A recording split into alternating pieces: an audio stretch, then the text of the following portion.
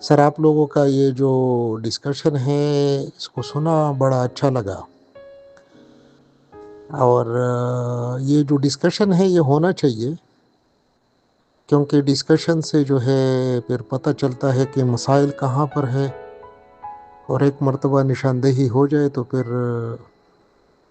اس کا حل بھی تلاش کیا جا سکتا ہے۔ تو اینی وے اس میں ڈاکٹر صاحب نے تو بڑا پازیٹیو ساری چیزوں کو ڈسکس کیا، بڑی ہوپ والی باتیں کی ہے۔ تو یہ ساری باتیں اپنی جگہ، لیکن مطلب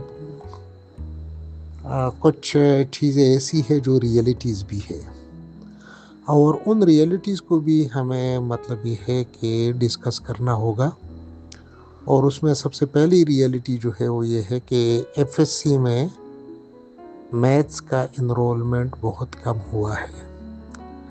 تو جب ایف ایس سی میں میتھس کا انرولمنٹ کم ہوا تو اس کے ساتھ ساتھ پھر آٹومیٹیکلی انجینئرنگ کا انرولمنٹ کم ہوا، اور پھر اس کو مطلب یہ ہے کہ اس کا سلوشن نکالنے کے لیے پھر بایولوجی والوں کو الاؤ کیا گیا۔ انجینئرنگ کونسل نے ایک پالیسی بنائی کہ ان کو بھی انجینئرنگ میں ایڈمٹ کیا جا سکتا ہے۔ اب یہ جو میتھس کا جو ایشو ہے اور بایولوجی والوں کو انجینئرنگ میں داخلے کی بات ہے، تو ذاتی طور پر تو میں اس کو تو اپریشیٹ کرتا ہوں، کیونکہ 2008-9 میں ہزارہ یونیورسٹی میں تھا، تو میں نے دیکھا کہ جو میتھس والے فزکس میں آ رہے تھے وہ اتنے اچھے نہیں تھے، ان کے نمبر بھی اچھے نہیں تھے اور وہ موٹیویٹڈ بھی نہیں تھے۔ تو پہلی مرتبہ فزکس میں نے ایک پالیسی بنائی، اور فزکس میں پہلی مرتبہ بایولوجی والوں کو الاؤ کیا گیا۔ اس کو تو خیر اس وقت بڑا ریزسٹ کیا گیا، قائد اعظم یونیورسٹی والوں نے بھی ریزسٹ کیا، پشاور یونیورسٹی والوں نے بھی ریزسٹ کیا، جتنی بھی بڑی یونیورسٹیاں ہیں ان سب نے مطلب یہ ہے کہ نئی جو پالیسی ہم نے بنائی تھی اس کو ریزسٹ کیا۔ بہرحال اس وقت ساری یونیورسٹیاں اس پالیسی کو فالو کرتے ہوئے ایڈمیشن کر رہے ہیں، لیکن اس وقت تو مجھے بڑا کرٹیسائز کیا گیا۔ لیکن میرے حساب سے دیکھیں کہ یہ تو ٹیمپرری سلوشن ہے، لیکن پرماننٹ سلوشن نہیں ہے۔ میتھس مطلب یہ ہے کہ ایف ایس سی لیول پر اور ایون ایف اے لیول پر سارے اسٹوڈنٹس کو میتھس کا ہونا ضروری ہے۔ میتھس کو دو حصوں میں ڈالا جا سکتا ہے، مطلب یہ ہے جو لوگ فزیکل سائنسز اور میتھمیٹکس میں یا کمپیوٹر سائنس میں یا انجینئرنگ میں انٹرسٹڈ ہے تو وہ تھوڑا سا ایڈوانس میتھس پڑھیں، اور جو لوگ بایولوجیکل سائنسز میں جاتے ہیں یا آرٹس میں جاتے ہیں یا سوشل سائنسز میں جاتے ہیں تو ان کے لیے مطلب یہ ہے کہ ایڈوانس میتھس نہ ہو، لیکن میتھس کا ہونا بہت ضروری ہے، کیونکہ میتھس فاؤنڈیشن ہے آپ کا لاجیکل تھنکنگ کا، تو پرابلم سالونگ کا۔ اگر آپ اس کو نہیں کراؤ گے تو پھر اس کا مسئلہ تو بنے گا۔ تو اینی وے ایک اور بات جو میں سمجھتا ہوں یہ ہے کہ مسئلہ ہے، اور اگر مسئلہ نہیں ہوتا تو پھر چیزیں اتنی خراب نہیں ہوتی۔ تو اور اس مسئلے کا دیکھیں کہ اس کا کوئی سلوشن ہونی چاہیے۔ اس میں انجینئرنگ، پاکستان انجینئرنگ کونسل، اس کو بھی اس پر سوچنا چاہیے، پالیسی میکرز پر بھی سوچنا چاہیے، اور انجینئرنگ یونیورسٹیز کو بھی سوچنا چاہیے کہ کہاں کہاں پر مسائل ہیں، اور ان مسائل کو ایڈریس کرنا چاہیے، اور ہماری ڈگری ایسی ہونی چاہیے کہ اس ڈگری کا ورتھ نیشنل لیول پر بھی ہو اور انٹرنیشنل لیول پر بھی ہو۔ اب آپ کا اپنا جو انڈسٹری ہے، آپ کی اپنی انڈسٹری میں مطلب یہ ہے کہ اس طرح سے آپ کی اپنی ڈگری کا رسپیکٹ نہیں ہے، تو وہ سمجھتے یہ ہیں کہ جو ڈگریاں ہم دیتے ہیں وہ جو ہے ان کی نیڈس کو پورا نہیں کرتے، اور اب اس کو دیکھنا چاہیے ہوگا، اور اس میں میرے خیال میں ایچ ای سی کا بھی ایک کردار ہونا چاہیے تو اس میں ایک چیز جو میں سمجھتا ہوں یہ ہے کہ ہمارے پاس نالج، دیکھیں کہ شروع میں اگر آپ کو پتہ ہے کہ کتابیں ہوتی تھی، اسٹینڈرڈ ٹیکسٹ بکس ہوتے تھے، اور سیمیسٹر سسٹم کا بیس ہی اسٹینڈرڈ ٹیکسٹ بکس ہے۔ سیمیسٹر سسٹم جو امریکن سسٹم ہے اس کو بکش سسٹم کہا جاتا ہے، اور اس کا بنیاد علم ہے، نالج ہے۔ ہم نے علم اور نالج کو لمیٹڈ کر کے نوٹس اور پھر جو ہے چند ایک سلائڈز تک لمٹ کیا ہے، تو اس کا پھر اثر تو پڑے گا۔ ہینڈز آن ایکسپیرینس بھی اس طرح سے نہیں ہے چیزوں میں۔ اور اس کے بعد دیکھیں کہ آپ آئی ٹی سیکٹر کو دیکھیں، ہمارا آئی ٹی سیکٹر ہے یا کمپیوٹنگ ہے یا جو بھی ہے، اس کو دیکھیں کہ ڈگریاں تو ہم بانٹ رہے، اس کا کوئی اس طرح کا فائدہ نہیں ہے۔ اس طرح کے لوگ ہم پیدا نہیں کر رہے ہیں جو دنیا میں کچھ نام کما سکے یا دنیا میں آگے جا سکے۔ تو ان ساری چیزوں پر ہمیں سوچنا ہوگا اور ہمیں اسٹریٹجی بنانی ہوگی۔ جہاں تک پرائیویٹ سیکٹر کا تعلق ہے، اس پر ڈسکشن ہوئی، تو پرائیویٹ سیکٹر میں بھی دیکھیں کہ کچھ ایسے ہیں کہ جو ہم سے بہتر ہے۔